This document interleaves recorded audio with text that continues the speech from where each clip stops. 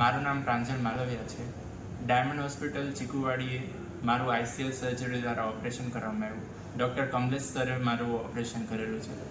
પહેલાં મારા નંબર હતા 17-19 જેવા મારા નંબર હતા, જે અત્યારે આઈસીએલ સર્જરી દ્વારા રિમૂવ થઈ ગયા છે.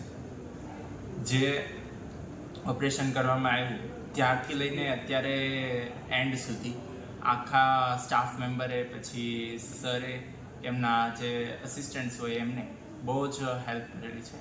મીન્સ કે આપણને કંઈ ડિફિકલ્ટી આવે એવું એમને થવા નથી દીધું.